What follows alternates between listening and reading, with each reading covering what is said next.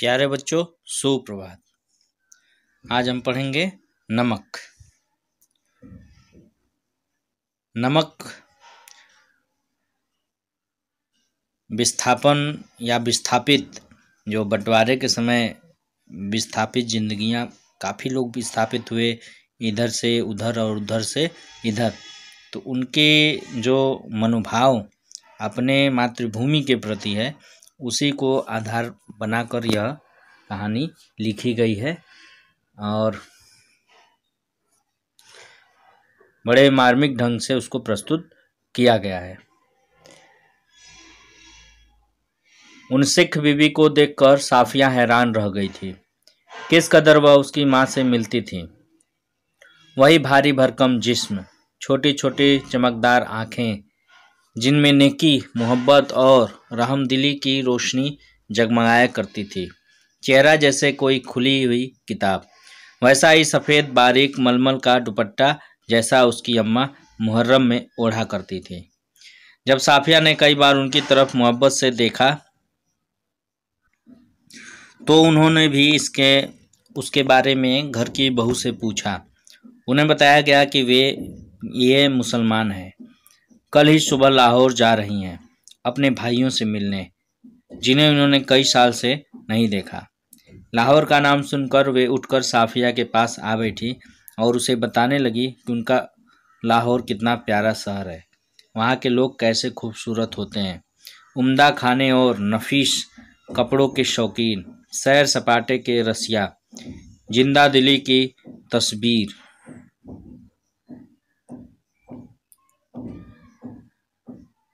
कीर्तन होता रहा। वे आहिस्ता आहिस्ता बातें करती रहीं। साफिया ने दो एक बार बीच में पूछा भी, माता जी आपको तो यहाँ आए बहुत साल हो गए होंगे। हाँ बेटी, जब हिंदुस्तान बना था तभी आए थे। वैसे तो अब यहाँ भी हमारी कोठी बन गई है, बिजनेस है, सब ठीक ही है, पर लाहौर बहुत याद आता है। हमारा वतन तो जी लाहौर ही है। फिर पलकों से कुछ सितारे टूटकर दुधिया आंचल में समा जाते हैं। बात आगे चल पड़ती, मगर घूम फिर कर फिर उसी जगह पर आ जाती, साडा लाहौर। कीर्तन कोई 11 बजे खत्म हुआ। जब वे प्रसाद हाथ में लिए उठने लगी और साफिया के सलाम के जवाब में दुआएं देती हुई रुखसत होने लगी, तब साफिया ने धीमे से पूछा, आप लाहौर से कोई सौगात मंगाना चाहें तो मुझे हुक्म दीजिए। वे दरवाजे से लगी खड़ी थीं, हिचकिचाकर बहुत ही आहिस्ता से बोली, अगर ला सको तो थोड़ा सा लाहौरी नमक लाना। 15 दिन यों गुजरे कि पता ही नहीं चला। जिमखाना की शामें, दोस्तों की मोहब्बत, भाइयों की खातिरदारियाँ, उनका बस न चलता था कि बिछड़ी हुई परदेशी बहन के लिए क्या कुछ न कर दें। दोस्तों अजीजों की यह हालत थी कि कोई कुछ लिए आ रहा है, कोई कुछ लिए। कहाँ रखें, कैसे पैक करें, क्यों कर ले जाएं, एक समस्या थी। सबसे बड़ी समस्या थी बादामी कागज की एक पुड़िया की, जिसमें कोई शेर भर लाहौरी नमक था। साफिया का भाई एक बहुत बड़ा पुलिस अफसर था। उसने सोचा कि वह ठीक राय दे सकेगा। चुपके से पूछने लगी, क्यों भैया, नमक ले जा सकते हैं? वह हैरान होकर बोला, नमक तो नहीं ले जा सकते, गैरकानूनी है। और नमक का आप क्या करेंगी? आप लोगों के हिस्से में तो हमसे बहुत ज़्यादा नमक आया है। वह झुंझला गई, मैं हिस्से बखरे की बात नहीं कर रही हूँ। आया होगा, मुझे तो लाहौर का नमक चाहिए, मेरी माँ ने यही मंगवाया है। भाई की समझ में कुछ नहीं आया। माँ का क्यों जिक्र था, वे तो बंटवारे से पहले ही मर चुकी थी। जरा नरमी से समझाने के अंदाज में बोला, देखिए बाजी, आपको कस्टम से गुजरना है और अगर एक भी चीज़ ऐसी वैसी निकल आई तो आपके सामान की चिंदी चिंदी बिखेर देंगे कस्टम वाले। कानून जो। वह बिगड़ कर बोली, निकल आने का क्या मतलब? मैं क्या चोरी से ले जाऊंगी, छिपा के ले जाऊंगी? मैं तो दिखा के जता के ले जाऊंगी। भाई यह तो आप बहुत ही गलत बात करेंगी। कानून, अरे फिर वही कानून कानून कह जाते हो। क्या सब कानून हुकूमत के ही होते हैं? कुछ मोहब्बत, मुरव्वत, आदमियत, इंसानियत के नहीं होते? आखिर कस्टम वाले भी इंसान होते हैं, कोई मशीन तो नहीं होते। हाँ, वे मशीन तो नहीं होते, पर मैं आपको यकीन दिलाता हूँ वे शायर भी नहीं होते। उनको तो अपनी ड्यूटी करनी होती है। अरे बाबा, तो मैं कब कह रही हूँ कि वह ड्यूटी ना करे। एक तोहफा है, वह भी चंद पैसों का। शौक से देख लें, कोई सोना चांदी नहीं, स्मगल की हुई चीज़ नहीं, ब्लैक मार्केट का माल नहीं। अब आपसे कौन बहस करे। आप अदीब ठहरी, और सभी अदीबों का दिमाग थोड़ा सा तो ज़रूर घुमा होता है। वैसे मैं आपको बता देता हूँ कि आप ले नहीं जा पाएंगी, और बदनामी मुफ्त में हम सबको भी होगी, हम सबकी भी होगी। आखिर आप कस्टम वालों को कितना जानती हैं?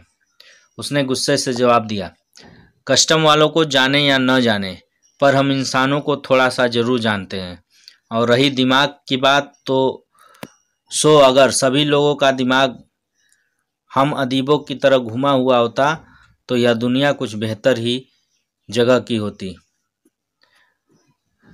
बेहतर ही जगह हो जाती भैया।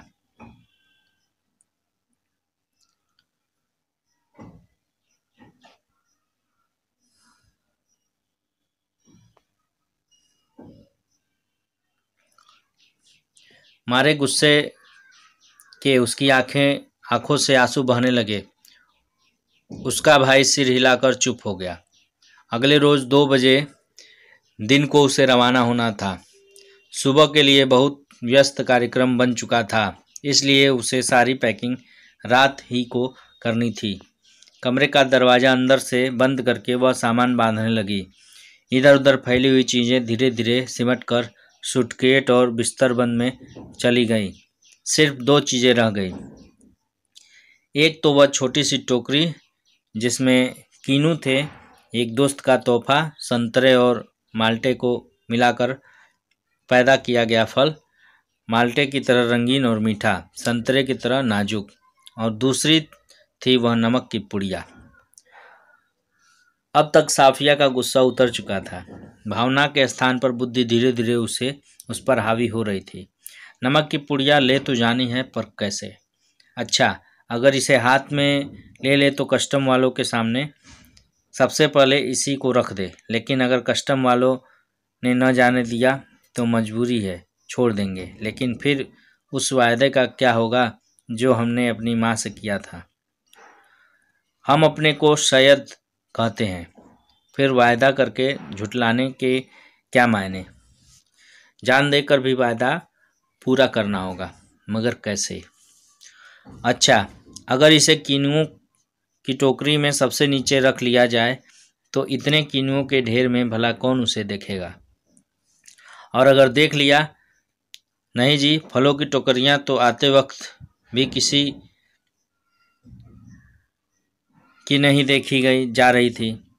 उधर से केले, इधर से कीनू, सभी ले जा रहे थे। वही ठीक है, फिर देखा जाएगा। उसने कीनू कालीन पर उलट दी, टोकरी खाली की और नमक की पुड़िया उठाकर टोकरी की तह में रख दी। एक बार झाँक कर उसने पुड़िया को देखा और उसे ऐसा महसूस हुआ मानो उसने अपनी किसी प्यारे को कब्र की गहराई में उतार दिया हो। कुछ देर उकड़ू बैठी वह पुड़िया को ताकती रही और उन कहानियों को याद करती रही जिन्हें वह अपने बचपन में अम्मा से सुना करती थी, जिसमें शहजादा अपनी रान चीर कर हीरा छुपा लेता था और देवों, खौफनाक भूतों और राक्षसों के सामने से होता हुआ सरहदों से गुजर जाता था। इस जमाने में ऐसी कोई तरकीब नहीं हो सकती थी, वरना वह अपना दिल चीरकर उसमें यह नमक छिपा लेती। उसने एक आह भरी।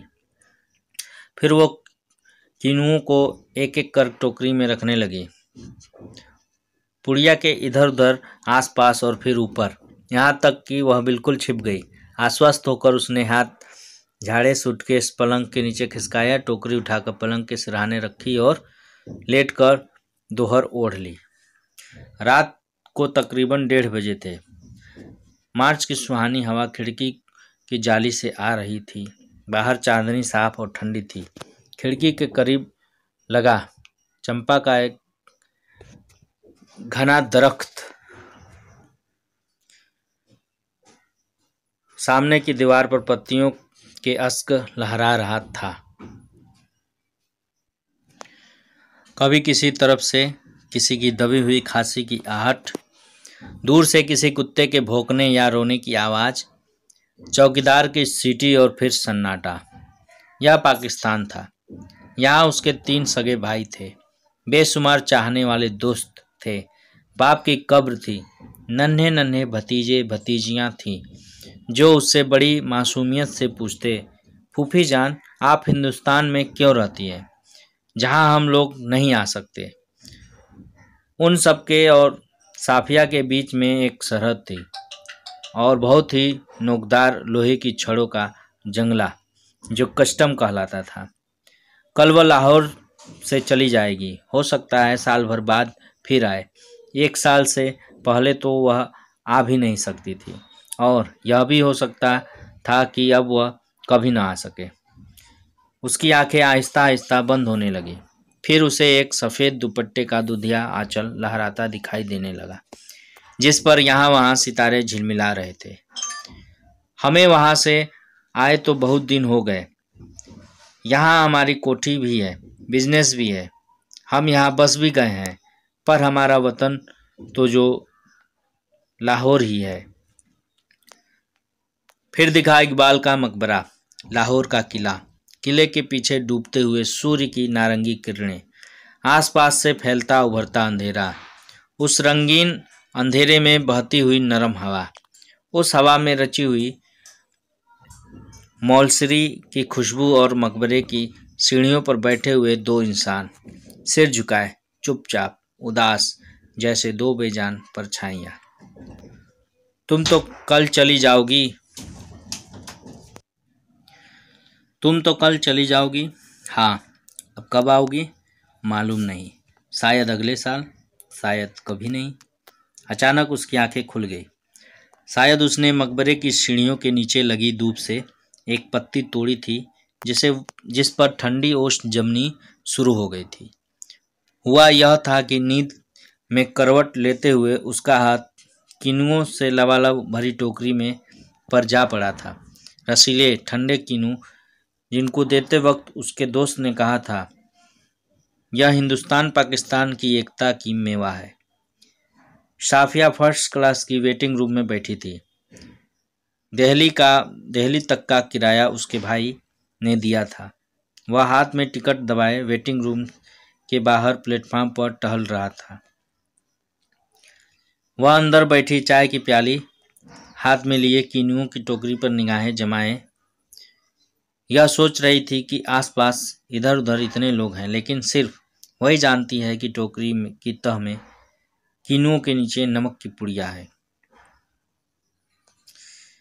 जब उसका सामान कस्टम पर जांच के लिए बाहर निकाला जाने लगा तो उसे एक झिरझिरी सी आई और एकदम से उसने फैसला किया कि मोहब्बत का यह तोहफा चोरी से नहीं जाएगा। नमक कस्टम वालों को दिखाएगी वह। उसने जल्दी से पुड़िया निकाली और हैंडबैग में रख ली, जिससे उसका पैसों का पर्स और पासपोर्ट आदि थे। जब सामान कस्टम से होकर रेल की तरफ चला तो वह एक कस्टम अफसर की तरफ बढ़ी। ज़्यादातर मेज़ें खाली हो चुकी थी। 1-2 पर इक्का दुक्का सामान रखा था। वहीं एक साहब खड़े थे, लंबा कद, दुबला पतला जिस्म, खिचड़ी बाल, आंखों पर ऐनक। वे कस्टम अफसर की वर्दी पहने तो थे मगर उन पर वह कुछ जच नहीं रही थी। साफिया कुछ हिचकिचा कर बोली, मैं आपसे कुछ पूछना चाहती हूँ। उन्होंने नज़र भरकर उसे गौर से देखा। बोले, फरमाइए।